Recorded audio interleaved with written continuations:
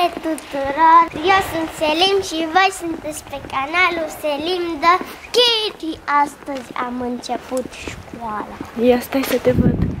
Wow, ce frumos ești! Ești foarte elegant. Te bucuri că începe școala? Clasa ai trecut a noua? Ce clasă sunt ei? Wow, ai venit la a noua direct. Cresc împreună. Super. Scrie Selim. Mai știi să scrii Selim?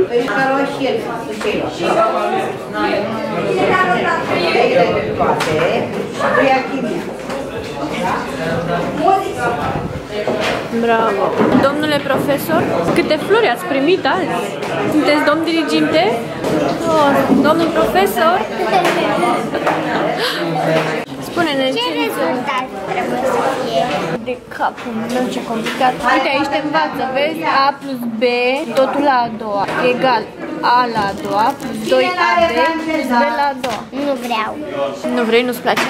Nu vreau clasa nouă. O să mergi în clasa nouă.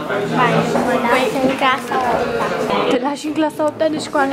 Atât îți trebuie. Nu se poate asta. Ba, Fost la școală? bine, nota 8. Nota 8? Da. Cum e ghiozdanul? Ia arată-mi ghiozdanul.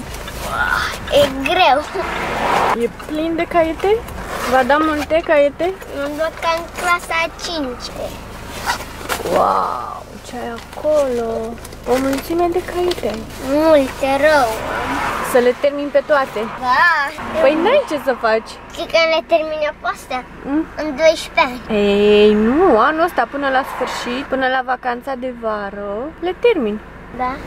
Da. Sunt o grămadă. Dar în clasa 8-a câte caiete ții? Mai multe, îți dai seama. 18. Da. 1000. Cu Isa ai vorbit? Nu. Nu? Nu. O mai placi? Așa. Îmi spui mâine, da? Da. Bine. Veți aduce caiete și să vă zice fiecare profesor. Da, pași. Orice de matematică, de mâna de important.